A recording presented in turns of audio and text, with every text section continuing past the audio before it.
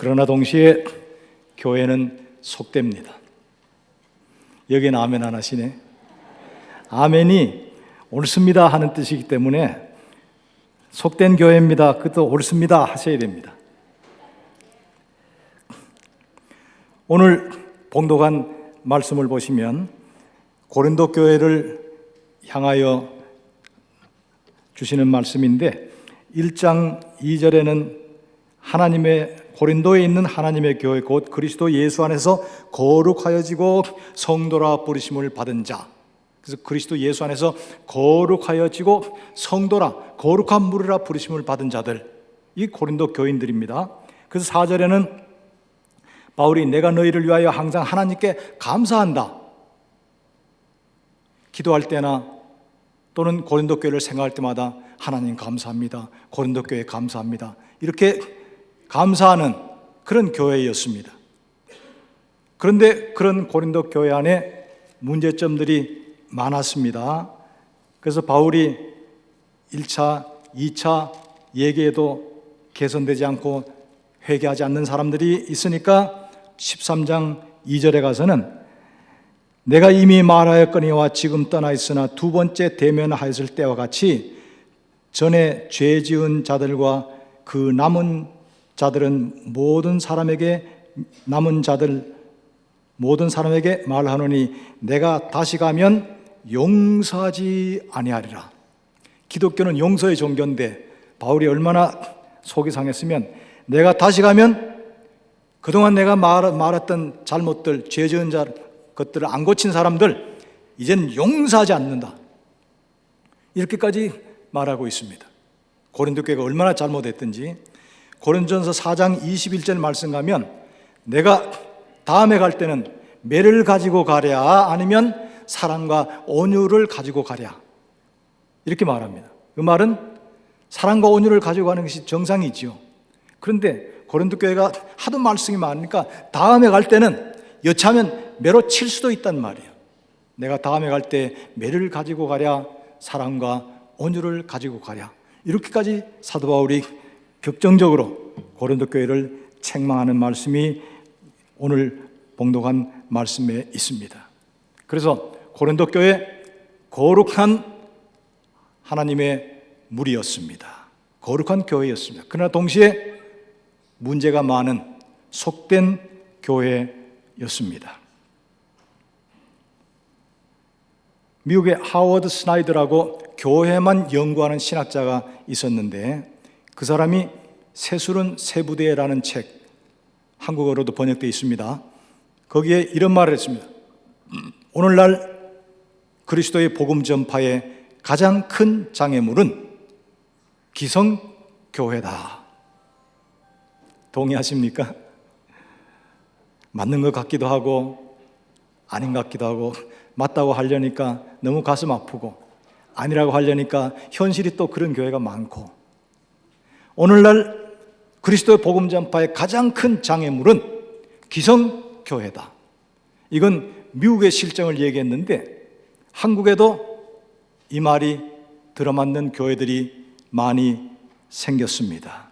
한때 선교 1세기 만에 엄청난 부흥과 발전을 이뤘다고 세계 교회의 찬사와 존경을 받던 한국 교회가 어느샌가 한국 사회에서 비난과 그리고 욕을 먹는 대상이 되고 말았습니다.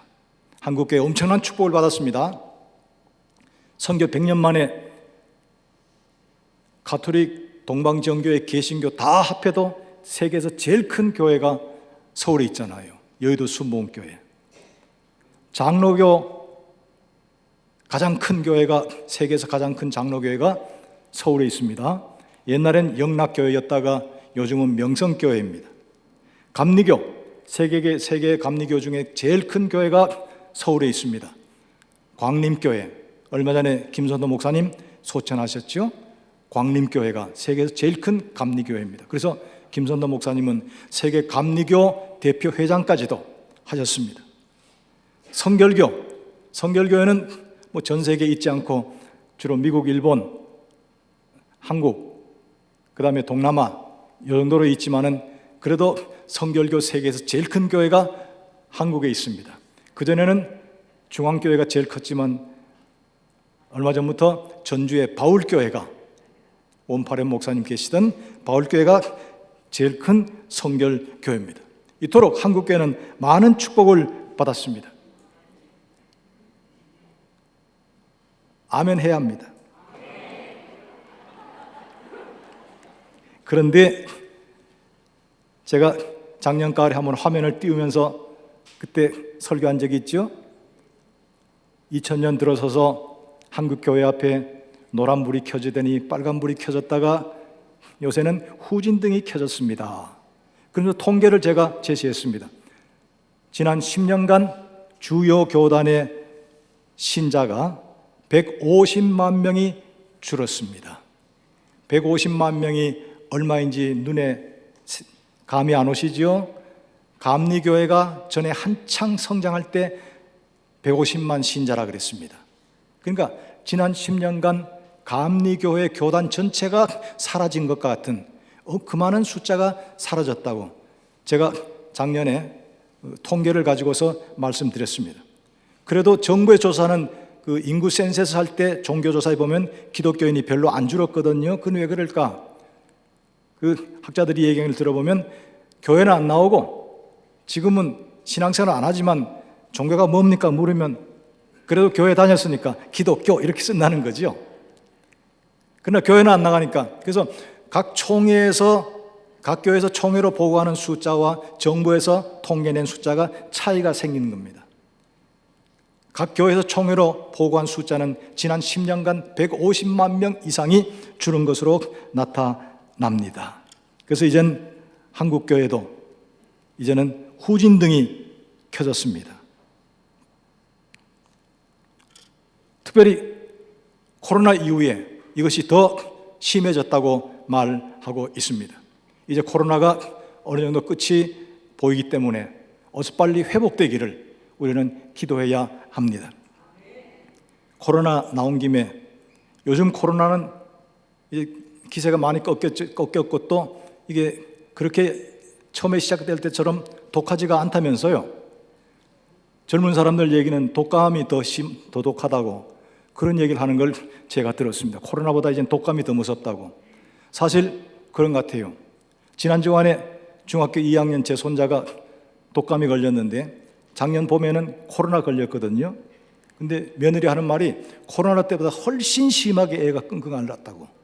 독감이 더 무섭답니다. 지금 코로나보다가. 코로나는 감기약으로 떨어지는데 이 독감은 감기약으로 안 떨어지고 아주 열도 나고 애가 끙끙 앓았다고. 그리고 12월 달에 제 외손자 4학년짜리 코로나 앓는 거 보니까 열도 안 나요. 병원에서는 분명히 코로나인데 열도 안 나고 기침도 별로 안 하고 따로 독방에 가둬놨더니 오후 되는 지가 마당에 나가가지고 그냥 놀이터 가서 실컷 뛰어놀고 밥 잘 먹고 그리고 한 며칠 있다가 또 음성 나왔어요.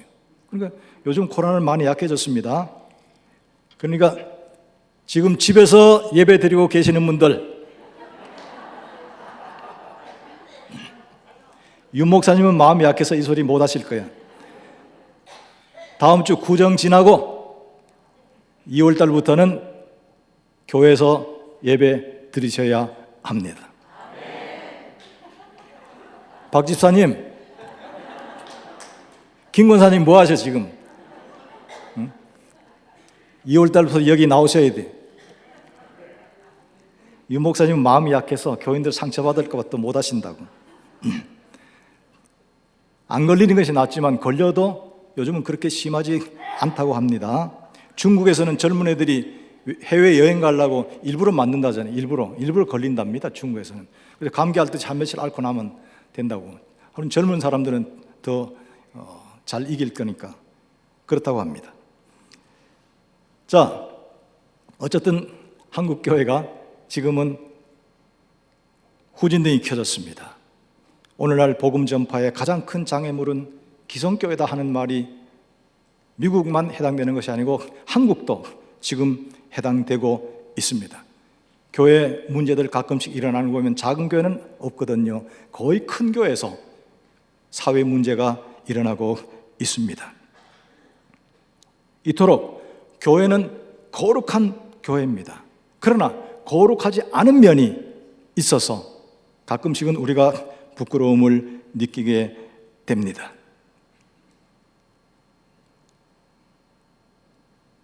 아까 사도신경 고백하셨죠? 거기 보시면 성령을 믿으며 거룩한 공교회와, 그 다음에 네 가지를 믿는다. 거룩한 공교회와 성도의 교제와 죄를 용서받는 것과 몸이 다 사는 것, 이 네 가지를 믿습니다. 이렇게 마지막에 있습니다. 그래서 여러분 아까 예배 시작할 때에 거룩한 공교회를 믿습니다 고백했습니다. 우리 남북 성결교회도 거룩한 공교회의 일부분으로 되어 있습니다. 그래서 우리 교회 거룩한 교회입니다. 사도신경 말이 나왔으니까 또 말씀을 드리겠습니다. 몇 년 전에 제가 한번 말씀드렸는데 아마 다 잊어버리신 것으로 생각합니다. 왜냐하면 제가 31년 교수 생활 경험 그때 깨달은 것은 A 맞은 학생이나 F 맞은 학생이나 방학 지나고 오니까 실력이 똑같아요. 더군다나 몇 년 전에 내가 한 얘기니까 들어보면 그 얘기 들은 것 같다는 생각이 나실 것입니다. 사도신경 반드시 외우지 않아도 괜찮습니다. 사도신경을 안 믿고 안 외워도 이단 아닙니다. 사도신경을 인정하고 외우는 교회는 가톨릭과 우리 개신교가 인정하고 믿습니다. 동방정교회는 사도신경을 인정하지 않고 외우지도 않습니다. 세계 기독교의 3대 큰 교파는 가톨릭, 동방정교회, 개신교잖아요. 근데 동방정교회는 이 사도신경을 인정하지 않습니다. 왜 인정하지 않느냐? 가톨릭과 동방정교회가 여러 문제로 갈라질 때 그 중에 하나가 이 사도신경이었습니다. 거기에 거룩한 공교회를 믿사오며 이렇게 되어 있잖아요. 근데 그것이 원문으로 라틴어로 그리고 영어로 어떻게 되냐면 홀리 카톨릭 처치라고 되어 있습니다. 거기서 가톨릭이라는 말은 오늘 가톨릭이라는 말이 아니고 전 세계적인 그런 뜻입니다. 원래 가톨릭이라는 뜻이. 그러니까 거룩한 공교회. 근데 이게 원문으로는 거룩한 가톨릭 교회 이렇게 되어 있으니까 동방정교회는 지금 가톨릭하고 싸워서 갈라지는 판에 그걸 고백할 수가 있습니까? 그래서 아예 사도신경을 인정하지 않습니다. 사도신경 안 받아들여도 이단 아닙니다. 그리고 한국 교회는 외국 교회에서 볼 때 사도신경을 제대로 안 외우는 교회입니다. 이것도 말씀드렸는데 거기 장사된 지 사흘 만에 죽은 자 가운데서 부활하시고 되어 있는데 장사된 지 사흘 만에 그 사이의 원문에는 음부에 내려가시고 이 말이 있습니다. 전 세계 교회는 그걸 다 외웁니다. 근데 한국은 그 구절을 싹 뺐습니다. 누가 왜 뺐는지 아무도 모릅니다. 근데 어떤 교수님이 그걸 추적해서 연구해서 쓴 논문을 제가 봤는데 거기도 해답은 누가 왜 뺐는지 아무도 모른다. 그러나 단지 짐작은 이게 음부에 내려가시고 하는 말이 서양에서는 그냥 죽은 자의 세계, 성경에 있는 것처럼 죽은 자의 세계에 내려가시고 이렇게 되어 있는데 우리말로 그걸 번역하면 음부라고 하면 사실 표현이 안 좋잖아요. 그걸 원문 그대로 보내면 지옥에 내려가시고 이런 뜻입니다. 그러니까 예수님이 지옥에 내려가시고 우리는 지옥 하면 불교적인 영향으로 막 아수라 세상을 지옥으로 생각하잖아요. 거기에 내려가셨다. 이게 전도에 별로 도움이 안 될 거라고 생각했다는 겁니다. 그래서 선교사들이 처음 번역할 때 뺐을 거다 그러는데 기록이 없기 때문에 아무런 근거 없고 추측입니다. 어쨌든 지금 우리가 외우는 사도신경은 전 세계에서 유일하게 우리 한국교회만 한 구절을 뺐어요. 그러니까 온전한 사도신경을 외우는 것이 아닙니다. 심하게 누가 한국교회를 욕하면 한국개신교 전체가 이단이다. 그래도 우리는 할 말이 없습니다. 근데 이걸 목사님들도 잘 모릅니다. 여러 해 전에 주님의 교회를 개척했고 마포의 외국 선교사들 기념교회 거기 목회했던 이재철 목사님이 한 번은 신문에다가 글을 썼습니다. 사도신경 원문을 다 외우자. 왜 한국교회는 한 구절을 빼고 외우느냐? 이렇게 했더니 신학교 때 못 배운 무식한 목사들이 이재철이 사도신경을 변경시키려고 한다. 그리고 이단이다. 막 떠들었어요. 근데 다행히 신천교회에 계시던 우리 교단 그 정진영 목사님이, 그분은 신학교 교수도 하셨기 때문에 그걸 아시거든요. 아니다. 한국교회가 잘못하는 거다. 이재철 목사가 맞다. 이렇게 글을 쓰셨어요. 그랬더니 무식한 목사들이 입을 쭉 다물었어요. 한국교회 우리가 외우는 사도신경 원문을 다 외우는 것 아닙니다. 왜 뺐는지 아무도 몰라요. 근데 문제 없습니다. 왜? 사도신경을 안 믿어도 돼. 고백하지 않아도 관계없어. 이단 아닙니다. 왜냐하면 동방정교회가 이단 아니기 때문입니다. 그건 성경이 아닙니다. 사도신경 언제 누가 어떻게 만들었는지 모릅니다. 그냥 교회의 전통입니다. 그 사도신경에 아까 우리가 다 같이 고백했습니다. 거룩한 공교회를 믿습니다. 고백했습니다. 이토록 교회는 거룩합니다. 그러나 교회가 거룩한 면만 있느냐? 그렇지가 않습니다. 교회의 원형은 구약 성막 그리고 성전입니다. 사도행전 7장 38절 말씀 보시면 읽겠습니다. 시내산에서 말하던 그 천사와 우리 조상들과 함께 광야 교회에 있었고 또 살아있는 말씀을 받아 우리에게 주던 자가 이 사람이라.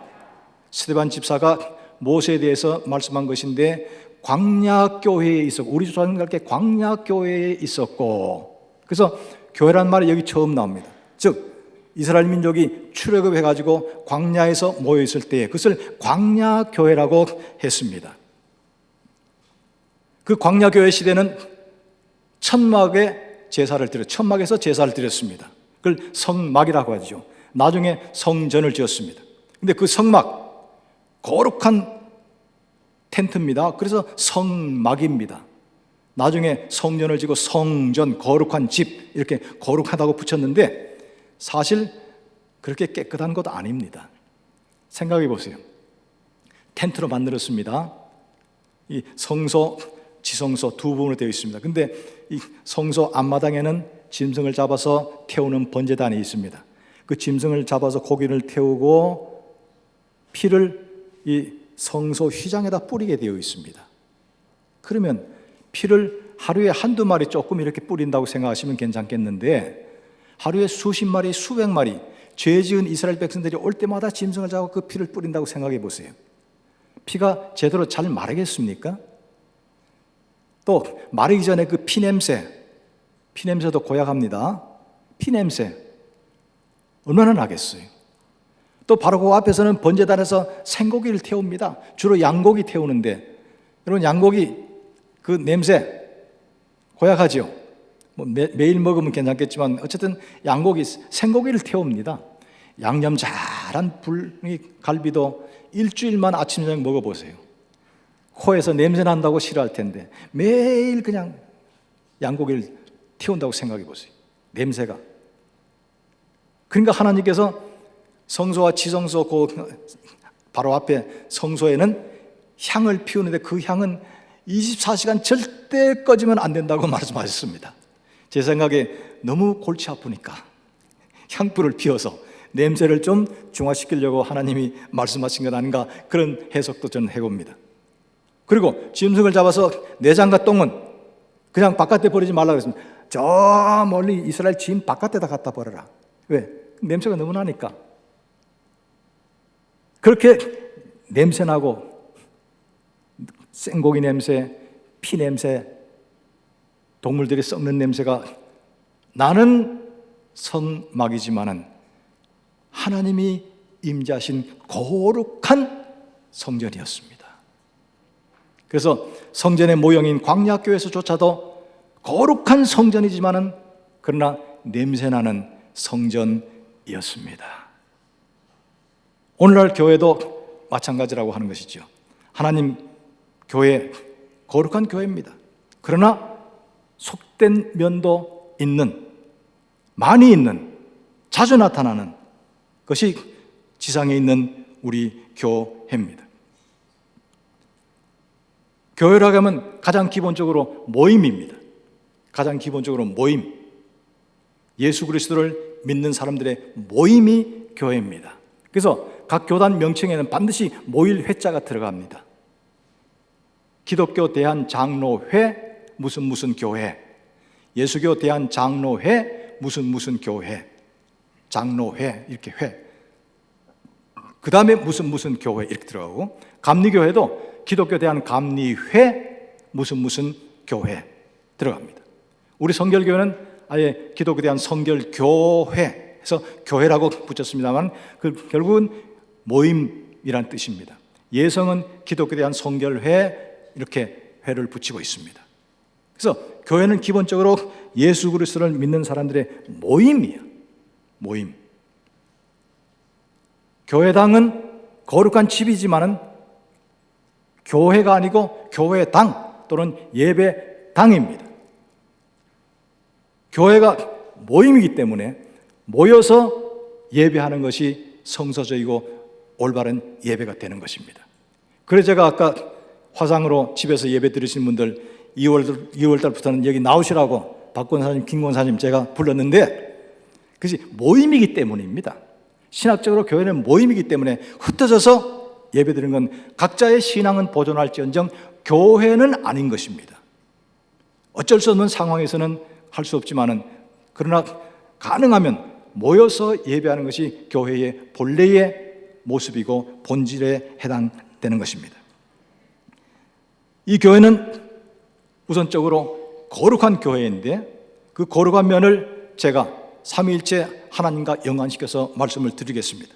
왜 거룩한가? 첫 번째로 성부 아버지 하나님으로부터 부름받았기 때문입니다. 가장 기본적으로는 믿는 자들의 모임인데 성부 하나님께서 불러내신 모임, 이것이 바로 교회입니다. 아까 광야교회 말씀드렸습니다. 이스라엘 민족 광야에서 40년 동안 이리저리 방랑생활했지만 그들은 하나님 아버지께서 애굽에서 불러내셨습니다. 그래서 교회라는 단어가 헬라어로 에클레시아인데 그 에클레시아의 에크란 말이 바로 불러냈다는, 바깥으로 불러냈다는 뜻이 있습니다. 하나님께서, 성부 하나님께서 불러내신 단체, 불러내신 모임이 교회입니다. 그래서 오늘 고린도전서 1장 2절 말씀에도 고린도에 있는 하나님의 교회, 디모데전서 3장 15절에도 그런 말씀이 있습니다. 읽겠습니다. 만일 내가 지체하면 너로 하여금 하나님의 집에서 어떻게 행하여야 할지를 알게 하려 함이니 이 집은 살아계신 하나님의 교회요 진리의 기둥과 터이니라. 이 집은 살아계신 하나님의 교회요. 살아계신 하나님, 거룩하신 하나님이십니다. 그 하나님께서 내가 거룩하니 너희도 거룩하라고 말씀하셨습니다. 거룩의 가장 기본적인 의미는 하나님을 위해서 구분됐다 또는 하나님과 관계를 맺었다, 그러면 거룩한 것입니다. 교회는 모임이라고 했죠. 그래서 우리 여기 모임이 교회 거룩한 모임입니다. 그러나 이 예배당도 거룩한 집입니다. 왜? 하나님의 이름과 하나님의 영광이 여기에 있고 여기서 하나님 예배하고 여기서 하나님을 만나고 여기서 기도하기 때문입니다. 여기서 성도의 교제가 이루어지기 때문입니다. 솔로몬이 성전을 건축하고 나서 기도하기를 온 천하 우주 만물을 다 지으신 하나님께서 어찌 내가 지은 이 작은 집에 거하시겠습니까? 그러나 아버지 하나님, 당신의 이름을 여기에 두시고 우리가 예배하면 받으시고 기도하면 응답해 주시옵소서, 이렇게 기도했습니다. 온 세계 우주 만물을 지으신 하나님이 어찌 좁은 집에 거하시겠습니까? 그러나 여기에 당신의 이름과 영광을 두셨기 때문에 여기서 특별히 만나주시고 여기서 기도를 드시고 여기서 찬송을 받으시겠다고 말씀하셨기 때문에 우리는 교회당에 모이고, 그래서 교회당 건물도 거룩합니다. 왜? 하나님과 관계되었기 때문입니다. 오늘이 주일날, 구약으로 말하면 안식일입니다. 근데 안식일은 거룩하다. 근데 오늘 날씨가 아주 얄궂어요. 저도 아침에 일찍 일어나서 제 차를 운전하고 오려다가 오전에 비 왔다가 오후에 눈 온다길래 겁이 나서 전철 타고 왔습니다. 우산을 잊어버려서 연신내역에서 내려서 여기까지 비 맞으며 걸어왔습니다. 그래도 거룩한 날이야. 왜? 여호와 하나님을 예배하는 날이니까, 예배하는 시간이니까 이 시간 거룩한 한 시간입니다. 보세요. 모세야, 네가 선 땅은 거룩한 곳이다. 신발을 벗어라 그랬습니다. 조금 전까지 모세가 그냥 양 몰고 소 몰고 가던 길입니다. 짐승들이 화장실이 따로 없잖아요. 어쩌면 버릇없는 놈은 거기다가 볼일 보고 간지도 몰라. 그렇죠? 바로 옆에 볼일 본 것이 있을지도 모릅니다. 그래도 거룩한 땅이야. 왜? 하나님이 임재하셨습니다. 조금 있다가 여러분 헌금하실 것입니다. 헌금할 때 그 헌금 바구니에 넣는 순간 거룩한 예물입니다. 그냥 내 주머니에 있을 때는 그냥 돈이야. 차비고 정신값입니다. 그런데 헌금함에 주머니에 넣는 순간 구분된 것이 되어버렸습니다. 그래서 거룩한 예물로 바뀌었습니다. 이 자리에 앉아 계신 분들, 중생하지 않고 성결의 은혜를 받지 않으셔도 하나님 앞에 구분된 자리에 나와 있기 때문에 거룩한 하나님의 백성입니다. 그래서 교회는 거룩하다 하는 것입니다. 또 교회는 예수 그리스도의 몸이기 때문에 거룩합니다. 에베소 1장 22절에 보시면 교회의 머리는 예수 그리스도라고 되어 있습니다. 주님, 예수 그리스도 어떤 분입니까? 누가복음 1장 35절 말씀 보시면 천사가 마리아에게 나실 바 거룩한 자는 하나님의 아들이라 일컬음을 받을 것이라 해서 예수님 나시기도 전에 천사가 그분은 거룩한 분이다 이렇게 말씀을 했습니다. 거룩한 분으로 나신 예수님 이 땅에 살면서 우리와 똑같이 시험받고 유혹받으셨지만은 일체의 죄는 짓지 아니하시고 거룩한 삶을 사셨습니다. 그래서 히브리 4장 15절에 모든 일에 우리와 똑같이 시험을 받으시되 죄는 없으시니라. 그러니 거룩한 성품으로 나셨고 거룩한 삶을 사셨습니다. 그분이 교회의 머리입니다. 머리만 있으면 사람이 아니잖아요. 몸이 있어야 돼. 누가 몸입니까? 우리입니다. 에베소 5장 29절 30절 이렇게 되어 있습니다. 읽겠습니다. 누구든지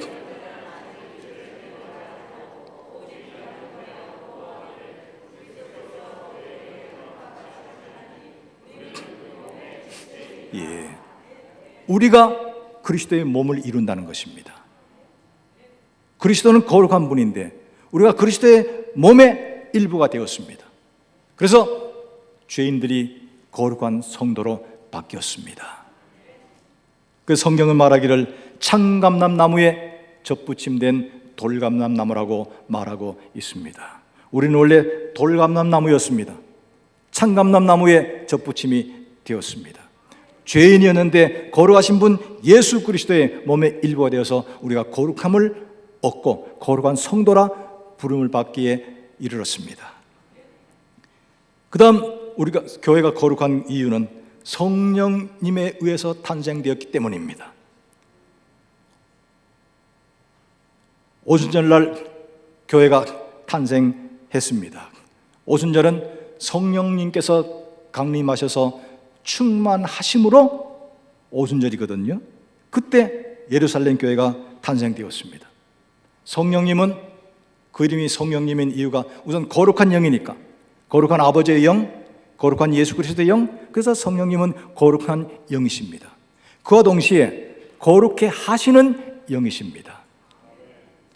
성부, 성자, 성령 하나님 가운데 우리가 만날 수 있고 반드시 만나야 되는 하나님이 성령 하나님이십니다. 성부 하나님 보면 죽는다고 되어 있습니다. 너무나 거룩하기 때문에 죄인들이 볼 수가 없습니다. 성자 예수님 보좌 우편에 계신다고 되어 있습니다. 재림하실 때까지는 볼 수가 없습니다.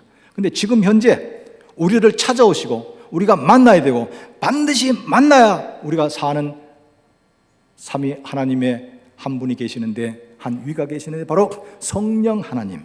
그래서 거룩한 영이신 성령님께서 우리를 찾아오시면 우리도 그분 안에서 거룩함을 얻게 된다고 되어 있습니다. 데살로니가후서 2장 13절에 성령의 거룩하게 하심으로 너희가 거룩함을 얻었다, 이렇게 되어 있습니다. 그래서 우리는 성령 안에서 거룩함을 얻는 사람이 되었습니다. 로마서 15장 16절에 이런 말씀이 있습니다. 읽겠습니다.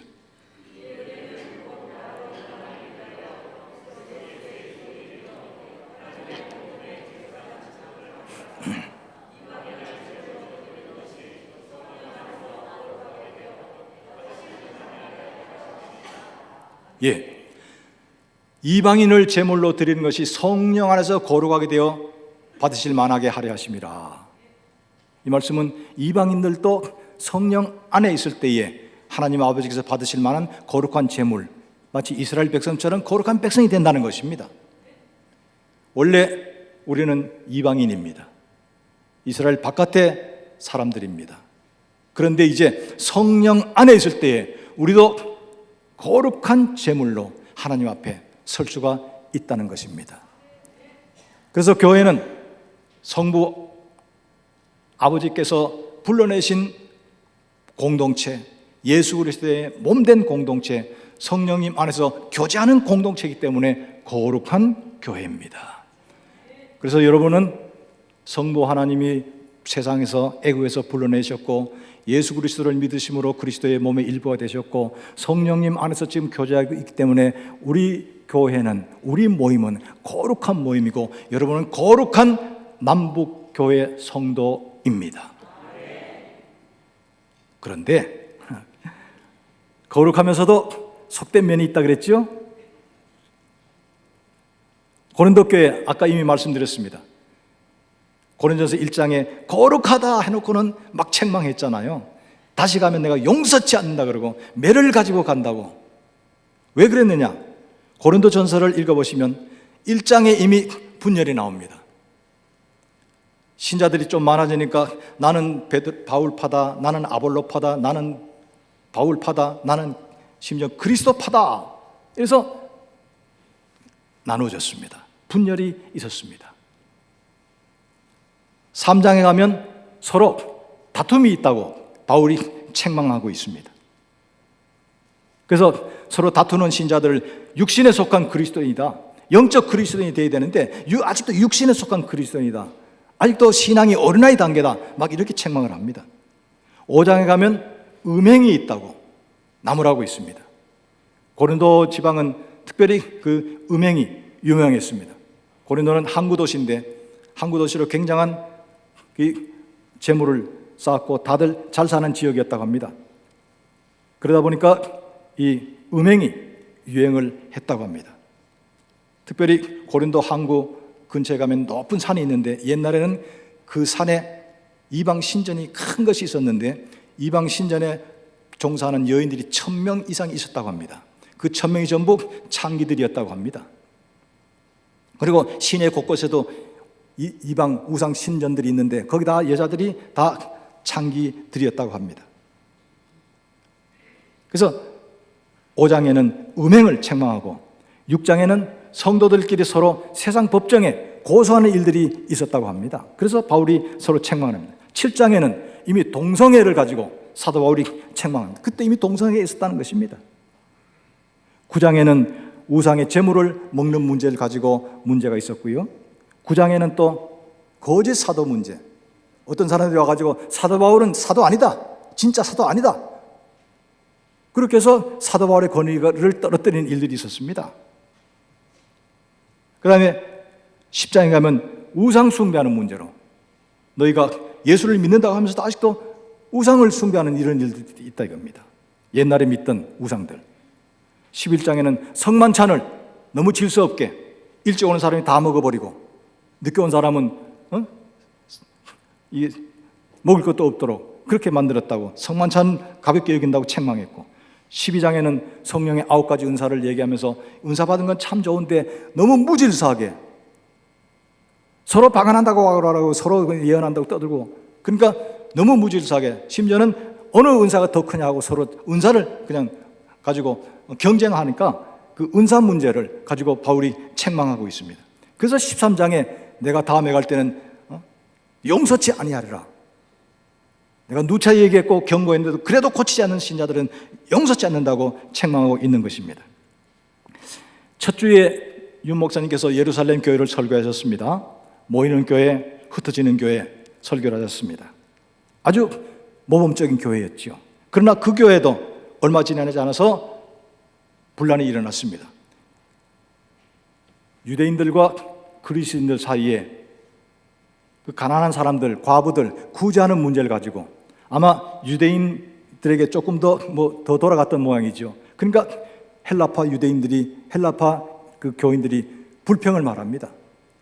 왜 우리는 적게 주느냐, 왜 우리는 누구는 빠졌다 막 이러니까, 그때 사도들이 우리는 이제는 기도하고 말씀 전하는 것만 전무하고 그런 문제는 집사들을 뽑아서 하도록 하겠다 해서 그들에서 7집사를 뽑은 겁니다. 교회 안에 불평등 문제로 시끄러우니까. 또 그 교회 안에 아나니아와 삽비라가 있었습니다. 헌금을 감추고 속이는 일도 있었습니다.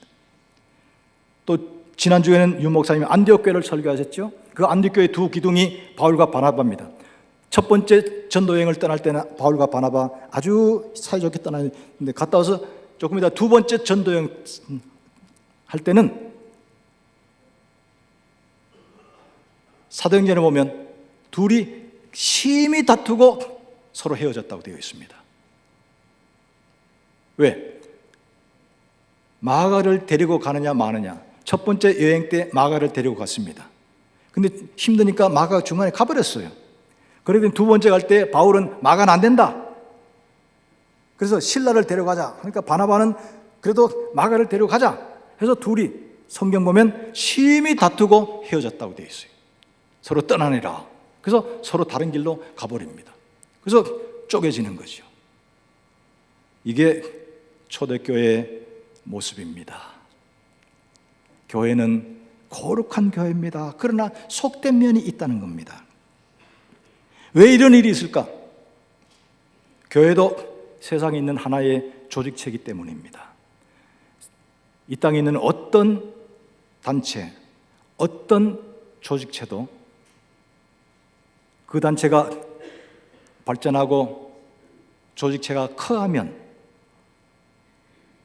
자리다툼이 일어나고 명예 문제가 일어나고, 그리고 재정적인 여유가 생기면 돈 때문에 분란이 일어나게 되어 있습니다. 교회도 이 땅에 있기 때문에 처음에 작을 때는 별 문제가 없었지만 커지니까, 조직이 커지니까, 사람이 많아지니까, 재정이 넉넉해지니까 파벌이 생기고 다툼이 생기고 경쟁이 생기고 갈등이 생기고 심지어는 싸움까지 있었다는 것입니다. 세계 기독교는 크게 가톨릭과 동방정교회와 개신교로 갈라져 있습니다.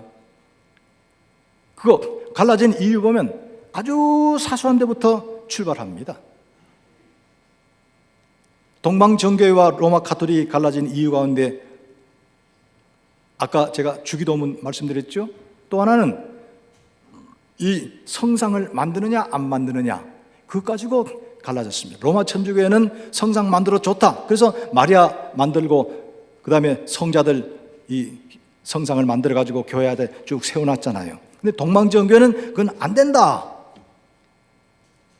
그거 가지고 싸움이 붙었습니다. 그거 가지고 감정이 깊었습니다.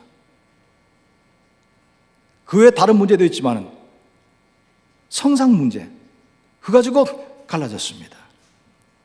개신교도 여러 교회로 갈라져 있습니다. 그런데 교리상 큰 차이들은 없어요. 예배의식 큰 차이가 없습니다. 저는 참 이해가 안 되는 것이 그리스도의 교회라는 교단이 있습니다. 그리스도의 교회라는 교단이 있는데 두 파로 나눠졌습니다. 미국에서. 예배 때 악기를 쓰느냐 마느냐 가지고 둘로 갈라졌습니다. 그래서 무악파, 유악파입니다. 한국에 들어와 있는데 은평성결교회 바로 옆에 있는 기독대학이라고 있죠. 기독신학대학. 그는 유악파입니다. 예배 때 악기를 써도 된다. 그래서 피아노 칩니다. 근데 방화동 내가 살던 동네고 화곡동 거기 가면 그리스도 대학이라는 게 있습니다. 그는 무악파입니다. 예배 때 악기를 쓰면 안 된다. 한번 거기에 제가 세미나가 있어 갔다가 그 교수에게 물어봤습니다. 그러면 성가대를 안 하냐? 한대요. 그럼 성가대는 어떻게 하느냐 했더니 연습할 때는 피아노 가지고 연습하고 예배 때는 예배실 안에는 일체 악기가 없다는 거예요. 세상에 좀 큰 거 가지고 싸우다 갈라지지. 이게 교단 이름도 그리스도의 교회라. 그리스도의 교회가 글쎄 악기를 쓰느냐 안 쓰느냐 가지고 갈라졌다는 겁니다. 저는 이해가 되지 않습니다. 그러나 세상에 있는 어떤 단체, 어떤 조직도 완전한 단체나 조직은 없습니다. 교회도 세상에 있는 단체입니다. 하늘에 속했지만 아직은 하늘이 아니고 땅에 있습니다. 그 다음 생각할 것은 교회의 구성원들입니다. 모두가 다 죄인들이었습니다. 지금 우리도 용서받은 죄인에 지나지 않습니다. 나는 중생하고 나는 성결의 은혜를 입었는데 근데 내가 죄인이란 말인가? 아무리 성결해도 인간의 연약성은 그대로 남아 있습니다. 그래서 약점이 없는 사람이 없습니다. 한번 자기 자신을 들여다보시기 바랍니다. 약점 없습니까? 옆 사람 한번 눈치채지 않게 슬쩍 보시고 그 양반 약점 한번 속으로 꼬집어 보세요. 고소할 겁니다. 세상 사람들은 교회에 대한 기대치가 높습니다. 교회는 거룩한 교회 이것만 생각합니다. 그런데 그런 인간적인 모습이, 속된 모습이 드러나면 교회도 저렇다 이렇게 욕을 하는 것이죠. 교단 총회 가면 거룩한 총회라고 기도할 때마다 성총회를 축복하시고 막 이렇게 기도합니다. 근데 장로님들 거기 총대로 가지 마세요. 가면 상처받습니다. 막 서로 그냥 안건 가지고 싸우고 나중엔 욕하고 삿대질하고 총회장 뽑기 위해서는 그냥 봉투가 왔다 갔다 합니다. 요즘은 일반 선거도 봉투 왔다 갔다 하면 당선 무효인데 교회 선거는 하룻밤에 봉투들이 왔다 갔다 합니다. 그러면 이거 받으면 안 되는 데가 아니고 자기가 생각했던 금액 이러면 10만 원은 내 위치가 10만 원은 받아야 되는데 만약 5만 원이 봉투라 날 멀어보고 목사들이 그럽니다. 장로들이 그럽니다. 날 멀어보고 겨우 이걸 주느냐고.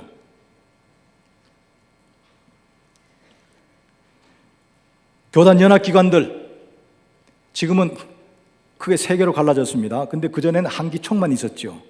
정광훈 목사가 한기총 회장 하는데 지금 한기총은 쪼그라들어가지고 군소교단들의 집합체처럼 됐으면 별것 아닌데 한기총이 갈라지게 된 가장 큰 원인이 금품 선거였습니다. 처음에 정진경 목사님이나 또는 이 교단의 원로들이 만들 때는 상호 교단별로 돌아가면서 이렇게 호선해서 회장을 뽑자 했는데 장로교 어떤 목사가 회장이 되더니 회장이 되기 위해서 금품을 돌렸습니다. 제가 신문에 봤습니다. 어떤 교단 대표가 와가지고 총회장에서 나는 어젯밤에 이거 받았다. 누구한테 받았는데 100만 원 들었다. 그 사람이 지금 회장 나왔다. 떠드는데 그 사람이 회장 됐어요. 세상에. 그 사람이 회장 되더라고. 그리고는 그 사람이 자기가 좋아하는 사람 한기총 회장 시키려고 규칙은 서로 돌아가면서 하기로 한 걸 억지로 법을 바꾸고 뭐 이렇게 하다가 깨져버렸어요. 그때부터 한기총이 문제가 되고 쪼그라들어 버렸습니다. 이겁니다. 교회, 지방회, 총회, 연합기관 다 문제가 있습니다. 개교에도 보면 담임 목사와 원로 목사 사이에 문제가 있고요. 장로님들 사이에서도 문제가 싸우는 으르렁거리는 교회도 많이 있고, 안수 집사들하고 장로님들하고도 으르렁거리고 싸우는 교회도 있고요. 장로 뽑을 때, 이번 지난번 목사님도 한번 말씀하셨죠. 장로님 뽑을 때에 저 사람은 되는데 나는 왜 안 되느냐고 해서 상처받고 나가 떨어지는 그런 사람들도 있고, 분란이 일어나는 교회도 많습니다. 그래서 교회는 거룩합니다. 그러나 지상에 있는 단체이기 때문에, 구성원들이 죄인들로 구성되었기 때문에 거룩하지 않은 면도 있다는 것입니다. 고린도후서 7장 1절에 이런 말씀이 있습니다. 그런즉 사랑하는 자들아, 이 약속을 가진 우리는 하나님을 두려워하는 가운데 거룩함을 온전히 이루어 육과 영의 온갖 더러운 것에서 자신을 깨끗하게 하자. 육과 영의 온갖 더러움에서 자신을 깨끗하고 거룩함을 이루어야 되는데, 그 바탕은 하나님을 두려워해야 합니다. 하나님을 두려워하는 가운데서 육과 영의 온갖 더러움에서 자신을 깨끗해서 온전히 자신을 거룩하게, 그렇게 거룩한 성도가 온전한 성도요, 주의 영광을 드러내고 주의 몸을 온전히 이렇게 세우는 성도가 됩니다. 에베소 4장 12절. 이는 성도를 온전케 하며 봉사의 일을 하게 하며 그리스도의 몸을 세우려 하심이라. 온전한 성도가 되기 원하십니까? 봉사하는, 사회의 빛과 소금의 직분을 다하는 성도 되기 원하십니까? 그리스도의 몸을 온전히 이루는 성도 되기 원하십니까?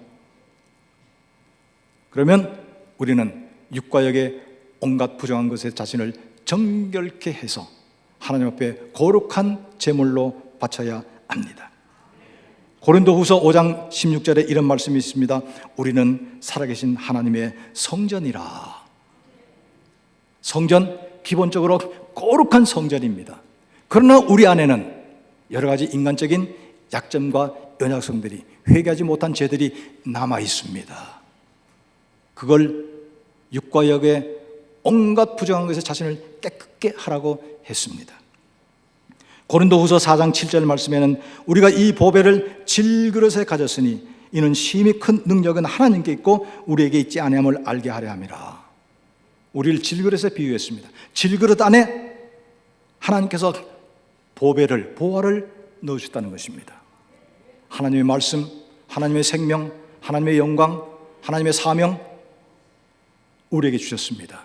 그러나 우리는 여전히 질그릇입니다. 자신이 질그릇임을 아시고 내 질그릇 안에 담긴 보화를 잘 보관하는 성도님 되시기 바랍니다.